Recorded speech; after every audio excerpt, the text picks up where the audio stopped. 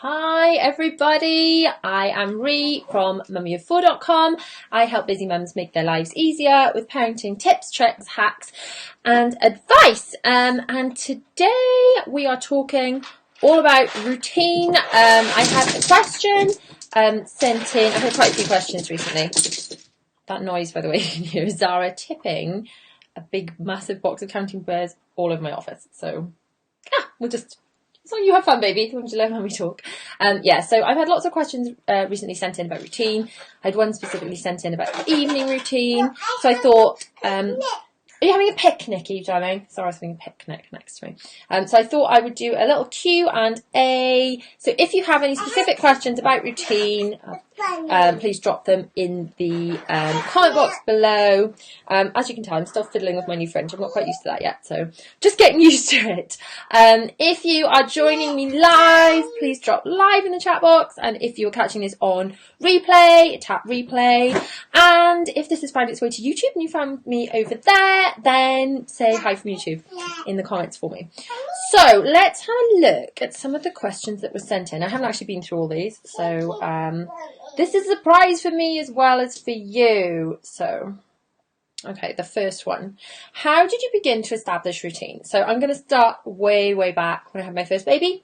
I had no routine at all. I didn't have any need for routine. And when you've got one child, you have got the luxury of choosing whether you want to be a totally go with the flow mummy or if you want to implement lots of routine. So that is entirely your choice because you have no other, it's very likely you're going to have any other kind of restrictions on your time. And then you have another baby and suddenly your other baby, your oldest child needs breakfast at a certain time and needs taking to school or taking to toddler group or lunch or whatever it might be. And suddenly they have got these external things that impose routine upon you. So what I realised when I had son number 2 was that I had two choices. I could fight it and just be at a constant state of, the baby might need feeding while I'm on the school run and it's tough. Or I could lean into it, establish a routine that worked for me, and then I knew that that he was going to be okay, and it was what his routine was going to fit around the naturally imposed routine. So that's why I got started with it, and I have not looked back. So how to get started with routine. I have got a full blog post all about baby routine that explains everything in massive detail. So I'm not going to go into the whole thing now because we'll spend the whole Q&A just talking about that. But basically, the way I would start with routine with a small baby is start with when they are feeding and get the feeding times at the right times. And I'm not suggesting like not feeding a hungry baby. I'm just saying offering food at the right times. So start with feeding at the right times. And if you want to know the right times for your child, my guidelines for what I recommend are all in that post, which if you're on Facebook, the link is in the description. If you are on Instagram, I will pop it on my stories as I swipe up when I get off the broadcast. And also I've moved it to the most recent post on my blog, so you can find that. So if you just go to mummyof4.com today, then you should find it as one of my most recent blog posts. So Instagram, that is also in my bio. So yeah, if you start with eating at the right times, and like I said, all those times that I recommend are in my blog post, and then you move on to waking up at the right times. So a very small baby will often be quite sleepy and will sort of fall asleep when you don't especially want them to. But if you wake them up at the right times and feed them at the right times, that's starting to gently move them into a routine. Now, I wouldn't ever suggest a routine would be something like harsh to impose upon children and things. It's just something that you can work out that works for your family. Like I said, when I first had baby number 2, I can remember my husband saying to me, "So when's he going to need a feed?" I'm like, "I don't know. Anytime between 5 minutes time and a few hours." No idea. And it used to stress us all out because, he was just bobbing on off the boob all the time. I had no idea of when we could travel or when we could eat or anything like that. So having a routine really can help from that point of view. And it also means that you can confidently get in the car and your child's had a really good feed and you know when they're going to expect another one. So loads and loads of benefits that I could wax lyrical all about. But yeah, they would be my first 2 starting points, the eating and the waking, and then fixing the nap times and the bedtime routine, focusing on the when they sleep before the where they sleep. So, for example, if you want your baby to nap at, Zara's here, she wants to say hi. If you want your baby to nap at a certain time, then there's nothing wrong with initially getting them to nap in the car at that time. If there's no structure to naps at all, you're better off with them napping at the right time in the wrong place, even if you want them to eventually nap in your cot. And then if once they're used to napping at that time, they're going to naturally want to sleep at that time, then you can move them from napping in the car to going out for a walk in the pram, and then maybe cuddling them in your arms, and then moving from there to napping in the cot with them next to you. And you can kind of wean it in that way. So routine isn't something that's going to be like click overnight magic, but if you stick with the steps and you work through it, I've personally found routine in the day equals longer bursts of sleep in the night. So there we go. Right, next question. I hope that helped there. Right. How long is the girls' nap, and was it easy to sync them up? Both of the girls, I followed a routine of sorts from birth.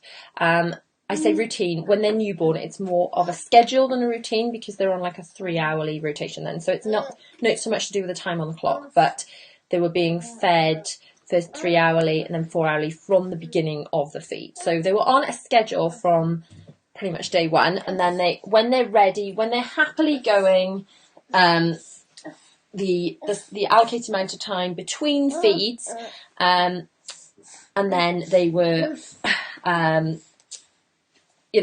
quite happily waiting for those feeds. They'd regained their birth weights and things. I was able to move them on to like a timed thing, which is more like time on the clock routine. And both of them, I've been following that kind of thing since they were born. So yes, because I was doing it from day one, it's just so much easier. Obviously, a small baby will have more naps and longer naps than an older one. Bella is now down to less napping. I think there's another question. We'll get that. I think I've spied another one about toddler napping. So I'll get to that when we get to that question. But yes, because they did it from day one, I found it quite easy. That is not to say if you've got 2 children, you cannot get there and get to that stage where you can get them to joint nap. It's all about starting the day at the right way by, regardless of what kind of night you've had, waking up at an agreed time. So say 7 is time to wake up, regardless of what kind of night you had the night before. Start this day right, work through this day, and then the following nights will be better. So it's so tempting to just be like, oh, I've been up all night, so I'm just gonna, sleep let them sleep whenever they can. And that is so tempting to do. And if that's what you want to do, that's fine. But that is not going to work you towards more routine in the day or more sleep at night. So, what are we next? Going through my Instagram. Right. How many weeks and when should a 15-week-old be napping? She does sleep through I just said I'm assuming the night. If your this is more of like a banding thing than at 15 weeks it must be, because all children are different. My girls, for example, need a lot more sleep than other children their age. You want to put it in the packet? Okay, darling. Other babies need a lot less sleep, and it all depends on your baby. Now, I've got a banding schedule thing that you can download from the blog post that I have mentioned. That is linked in my bio as the most readable blog post on my blog, and is in the description, and I'll put a swipe up in my stories. But basically, if you work through the bandings, and you don't need to, you start at the youngest banding, if that makes sense. So following the routine for how many weeks they are. So if there's I can't remember exactly what it is off the top of my head actually. If I'm honest, the exact numbers, I've calculated them all, and they're all written down in that post. But there's bands, and you start with, you sit on your chair nicely. She's such a stinker, she's coming on to sit down nicely. Nicely.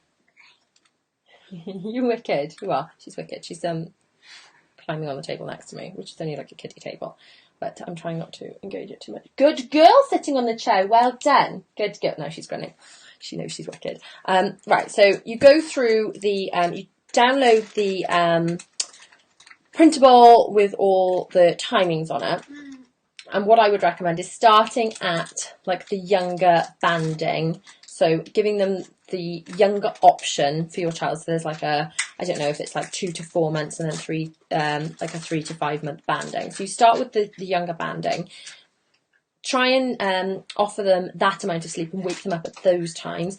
If you're finding they're still waking in the night, it's possible they're having too much sleep in the day, and then you can move them up to the next banding. So if you're sticking with it and it's working, stick with that amount of sleep. So basically, very short answer to my very long-winded ramble. If your 15-week-old is sleeping through the nights, that's what you're doing. Oh, you do like those, yes. When your 15-week-old stops sleeping as well at night, then adjust what you're doing. So then maybe look at they're having too much sleep in the day and cutting it back a little bit. Hope that makes sense. That was a very, very long-winded way of me. You do like those, don't you, darling? That was a very long-winded way of me getting to that. Okay. Right, where are we at next? Right. Next question. How do you find time to be a mum, housewife, and work? Haha, sleep, lol. Well, first of all, the only way I can physically cram everything into my day is with massive amounts of structure and routine, because without it, I would literally get nothing done. I have got alarms that go off throughout the day to say, right, it's time to move on to the next thing. People laugh at me like, you've got an alarm to go and pick up your daughter. And it's not like I'm going to forget to pick up my daughter, but I will probably forget the time. And I find that by having alarms for things like, so at 11 o'clock, an alarm will go off to say, right, we've got to go and get Bella. I think it's 10 to 11 actually. It's time to change Sarah's bum. And that's enough time for me to like stop what I'm doing, tidy up what I'm doing, finish working. So it means I can be totally engrossed because I know that the alarm will kind of notify me. And then I will stop what I'm doing, change Sarah's bum, pop her in the car and go and get Bella. So yeah, I've got everything in a calendar, which in fact I will pop a link to this post as well, how I organise my time with calendars and things.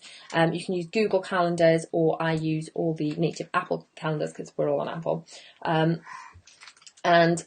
Basically I've got a different calendar for each person in the family, and I can see who's doing what when, and then I can see I've got gaps. So I've got Bunny's wet. Oh no, darling, do you want to come here? Do you want to sit in my lap? No, she does not want to sit in my lap. Yeah, so I've got, like, I have everything I'm supposed to be doing, including cooking, school runs, laundry, working, not just working, but which work tasks I'm doing are all in my calendar. Every single thing is in my calendar. Bunny's clean. I'm so glad Bunny's clean. She spilled some water on her bunny, and apparently now Bunny's clean, so she possibly did that on purpose. So yeah, I probably don't get enough sleep, if I'm honest, not because my children don't sleep, but because I stay up too late doing work. And as you know, if you follow me on my stories, I do every couple of weeks get a massive burnout and have to go to sleep at 7 o'clock. So have I achieved the perfect balance? Probably not. And it doesn't help that I spend 3 hours of my day doing the school run because of where we live, and because I've got 2 on. Bunny is going to watch you there. I've got 2 on 2 on full days and 1 on half days. So I'm back and forth school 3 times a day. Each school run is just over an hour round trip. So yes, I'm not sure I have got the balance perfect, but I know I wouldn't get nearly as much done without my calendar system and my alarms on my phone. So I hope that helps. Okay. What's the next one? Did you have a routine for getting your children to sleep when newborn? Yes, I think we've covered this. You do, yes, you do like them. I did have a routine. It was more of a schedule than a routine, and then it moves on to routine from schedule. All the information's in the post. So I think we've covered that. Like I said, I haven't been through all these questions, so it's all a bit... Right, okay. If an event is coming up, would you attend knowing routine would be messed up? Well, yes. In essence, yes, life must go on. But what you have to do is make allowances. I would try not to totally swap around when their naps are going to be more than once, maximum twice a week, because then you just totally lose it. But once a week, you can sort of get away with it. So, for example, just on the weekend just gone, my husband wanted to go for this certain meal and they didn't open. He wanted to go for lunch and it didn't open till 1, and the girls would normally be sleeping at 1. So as a one-off random one, I was like, right, you're just going to have to go to sleep early. So I got them up a little bit early. They went to... I will wipe her, darling. Oh, Bunny's wet, apparently. Oh. I got them up a little bit early. I got them down to sleep early, and then I got them up from their nap, and then we went for lunch. So it was backwards, but you can make it work like that when you have to. Obviously, if there's anything that you can sort of work around, and there's things, if you can get them to nap still near the right time, but in the pram, not the cot, that kind of thing. There are workarounds. But yes, in essence, yes, I don't say no to things because life must go on. But I wouldn't say yes to everything. If something was going to mess up my day every single day, I'd have to say no to things. But kind of once a week, you can get away with it without having a detrimental effects. Okay. What age do you think strict routine is suitable for? Yes, Dan. Dylan, let you go first. She says Dylan let her go first. Dylan's not even here. Okay, you're probably talking about a different day. Yes. Do you want to come and sit on my lap and say hello to everybody? No. She says no. She says no. She's very funny. Right. Again, I've covered all this in the post. I think I've probably covered this in the previous questions as well. But basically, it starts as a schedule, either 3 or 4 hourly feeding, depending, and that's what we speak to your health visitor about. And that's from the beginning of the last feed. And sorry, guys, I don't know if you can even hear what I'm saying. Sorry, so loud. You like those? I know you do like those. You're a good girl. You do like those. Good girl. Yeah, and when they are happily doing that and they've regained their birth weight, and your health visitor is happy that they are hitting all their milestones, and they are feeding enough and pooping enough. Bunny's clean. I'm so glad that Bunny is clean. Then you can move them on to more of like a timed feeding thing. And strict is as strict as you make it. I know a lot of people sort of think about routine as this horrible thing where you're like letting babies go hungry and stuff. It's the total opposite of that. It's making sure they're fed enough, really. Again, all of this stuff is in the post if you want to click on that and give it a read. And I'm trying to use my computer to change. There you go. Oh, look, someone says that she makes me smile so much, bless her heart. There we go. You make people smile. Do you know that? Can you do a smile? That's a very nice smile. It's a very nice smile. Okay, right. How do you encourage naps with a toddler? My daughter is nearly 3, but always so tired. Okay. What I would say is if you want her to nap, it's probably you're gonna want it to be after lunch, because much earlier than that she's not gonna probably want to sleep, and much after that it's moving into danger nap territory, which will affect the nighttime sleep. So Bella is 4 now and still needs a nap a few times a week. So what I've taken to doing is putting her in her room, and rather than like full on lights out proper nap time, I say, right, okay, you can choose whether you want to watch CBeebies, so quietly she can barely hear it, while lying in bed, or read a book. And probably, I don't know, half the time at the moment she is falling asleep while doing that. And then the other time she just watches CBeebies quietly. So she has some quiet downtime at that same time every day, whether she chooses to nap or not. And if you saw my stories yesterday, she decided she didn't want to sleep, and then she fell asleep in the car, which is kind of danger napping sort of time, and she was all, sleeping on her face. Just like a hairband over her face, totally out cold. So she clearly still needs to nap. If your little one really won't sleep at that time, you could just sit them. I'm going to stay here. Excuse me. What on earth? Where did that come from? If your little one really won't sleep at that time, you could just sit with them and have quiet time, and you could implement quiet time at those times. Or you could really resort to just put them in the car so they get in the habit of sleeping at that time, and then you could sort of move, as you would with a smaller baby, to napping in the house. So yeah, it's more of about the when than the where. For example, Bella, when I did actually go and get my hair cut by myself on Saturday, sat with my husband and just fell asleep next to him because it was at nap time. It was at the kind of right time for napping. You want to sit on the pillow? Yeah, she's sitting on a cushion on the floor next to me. Sitting on a pillow. Yeah, everyone knows you're sitting on a pillow now. Okay. You're so cute. Okay. Yeah, so try that. and let me know how it goes. Okay.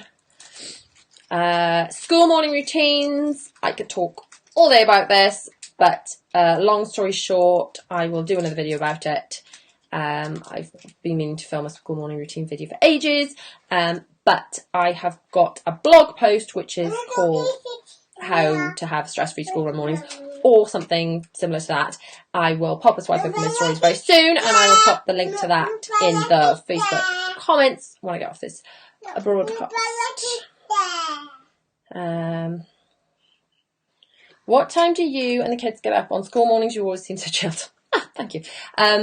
Yeah, we leave the house at 8, and then working it backwards, we have an alarm that goes off that says shoes and coats at 7:45, and that means stop what you are doing and put your shoes and coats on, and it literally takes 15 minutes to kind of gather everyone to the front door, get the shoes and coats on and ready to walk out the front door. 7:20, they finish breakfast, so they after that they clean their teeth. The little ones clean their teeth downstairs, so we don't have to traipse them back up and down the stairs. I've got separate toothbrushes for them in the downstairs loo, so they do that. And during that time, I take Zara back upstairs. She has to get dressed after breakfast because she's just so messy. And then I would, clean my teeth, change Zara's bum, get her dressed, and do any other bits, like maybe I could turn the computer on, check an email, that kind of thing. And then they're down for breakfast at 7. There's an alarm that says 10 to 7, which is nearly time to go down for breakfast. Another one at 7 saying, will it? Get downstairs and eat your breakfast. And yeah, at the they do know, by the way, I'm pretty harsh like this. They do know that they've got till 7 to eat their breakfast, and their breakfast is being taken away. And if they haven't eaten it, then they haven't eaten it. It's time to go and clean their teeth. So that might sound harsh, but I can put a timer on. We've used timers on iPads, and then they obviously know that the alarm on my phone will go off, but they know that means that's how much time they've got, and then they are far more likely to eat it because they've got that imposed upon them. They know they can watch TV after they've cleaned their teeth for a little short kind of treat burst while I'm sorting myself out, but not during when they should be eating. So working backwards from there, the little ones probably get up about 6:30, which gives me enough time. So I changed Zara's bum. She no longer has a feed in the morning, which has saved me 20 minutes. And then all their clothes are laid out on the weekend for them. So they literally get up, go to the toilet, get dressed. I've got to do Bella's hair. I'm making my husband help her with her tights because it's the only thing he does to help with the jobs in the morning. So I make him do that. And then I probably get up about, my alarm goes off 6:10, 6:15, depending what time I am feeling it that morning. So I kind of get myself dressed, straighten my hair if I need it, shove some makeup on, that kind of thing. So yeah, I get up at 6:15 in order to get all that done. They're up at 6:30. We kind of need that amount of time, I feel, in order to make sure that we're not leaving in a rush, and we are as chilled as we can be. So, see, we can get through another couple of questions that we've got time for. Okay, next question. My 6-year-old has autism and I struggle with bedtime. Any tips? Okay, I've actually got a whole series of blog posts and videos, some of which I've... Oh, gone. Yes, darling, all gone. A whole series of blog posts and videos coming out, some of which are already out and some of which are still in the pipeline, about strategies that are designed for children with autism but work amazingly well with other children. And I can't remember yet if I've published the one about social stories and timers and things, but I will pop a link in my stories to the ones that have gone live. Hopefully some of those will help, and I will get moving on publishing the rest of them. But basically, children with autism just need a lot more preparation than most neurotypical children. Neurotypical just means doesn't have autism. But equally, all children, including neurotypical children, really like knowing what's going on. So basically, making it the same every day. If you can make a visual timetable up, which again, I've got a post coming out about this, which I haven't done yet, so we know it's this, then this, then this, that. Most children will really like that. You can take photographs of them doing the things, cleaning their teeth, having a story, whatever it is, and make up their own little visual timetable. You can make it into a book, you can put it on the wall, and then they know it's this, then this, then this. That will really help children with autism, but all children, quite frankly.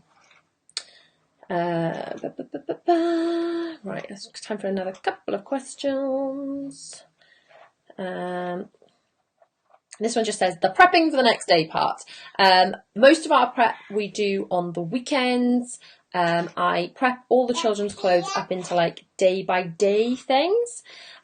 So Bella's clothes are hung up on a hanger, and on that hanger is her t-shirt, her pinafore, her cardigan. You put a bunny on. You did have a bunny on your dress yesterday, didn't you? Yeah, so on that hanger is everything she needs to put on, including there's like a little cosmetics case attached over the hanger with knickers and tights and hair elastics in it. And I do all that on the weekend, so we don't have to stress. Don't have to stress in the morning or even the night before. Bunny on it. And then I would suggest anything that needs to be done, like certain homework books need to be taken in, whatever. It's all about reminders in your phone, people. Make alarms going off, going bing bong. Don't forget to put the whatever it is, like tomorrow, bing bong, it's World Book Day. If your school hasn't told you, you're probably getting a text later today saying, cobble together some costume for World Book Day. Like last year, I actually sent Bella in a princess dress, because obviously we found the costume first and then found the book. I managed to find a book that we had on the bookshelf called 10 Little Princesses. So get that book and it just covers you for all the princess dresses. Another insider tip, but there we go. Okay.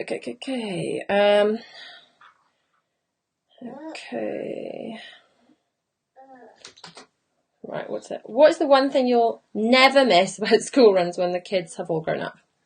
The rain. Standing outside, getting soaking. It's not even so bad, I think, when you haven't got the pram. I get the wettest, like, assembling the pram and getting them all out of the car. I get wetter doing that than I do walking. So, yeah.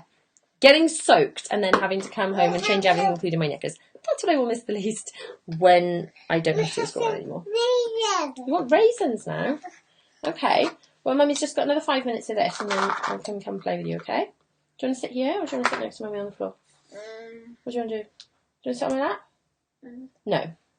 There you go, that told me. Okay. What next ones? 2-year-old still won't go to bed at 7ish, even though her naps end at 2ish. What I would probably say here is try shortening her daytime nap. She might be a child that needs a lot less sleep.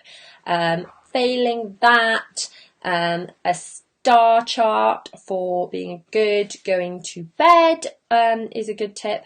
And another one is after they've had a story, I've written about this as well, there's an audio.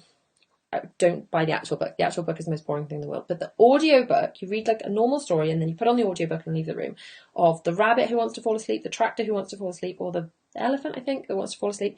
There's a few of them. And basically it's like kitty hypnosis and you put it on, you're like, oh, just listen to this nice story now, darling. And leave the room and leave them in the dark. And it's like, the rabbit went very slowly down Sleepy Lane and he was so tired. And you can't listen to it because it just makes you want to go to sleep. But it does the same for your children. And quite often my children ask for that and it literally knocks them out like a light. So yeah, cut back the nap a little bit. Strict, structured bedtime routine, and all else fails, knock them out with the rabbit hypnosis, I say. Okay. Okay. I've still got loads of these. Do you know what I'm going to do? Because I am going to have to go shortly because I've only got another 20 minutes before I've got to do my whole get ready for the school run thing, and I've got a little bit of work I need to get done. I am going to do a whole series of videos answering all these questions. I think that's the best thing to do, isn't it? So I'm going to say goodbye for now and sign off and let you lovely people go. If you've enjoyed this video, please give it a like, give it a little share. If you found this on... you're saying I want to say goodbye. If you found this on YouTube, please hit subscribe, hit the bell to be notified. If you have not seen my YouTube channel, please head over there. It's Mummy 4 UK. You've got hula hoops on your fingers, haven't you? Yes, I've given her hula hoops for quiet. Haven't you? Yeah, I know. She doesn't have them loads. But she has them when I'm trying to do this. I don't think... I have loads. You have them loads, did you? Oh, there we go. You have them loads. You're so funny. Right, we can say goodbye to everyone. So yeah, if you have not head over to my YouTube channel yet, please head over there and subscribe, because there's going to be so many more videos coming your way very, very soon. I'm going to film a load. I will film a load later answering the rest of these questions. Okay, you've had enough now. You can say bye-bye. Bye-bye. Bye-bye, everybody. Bye.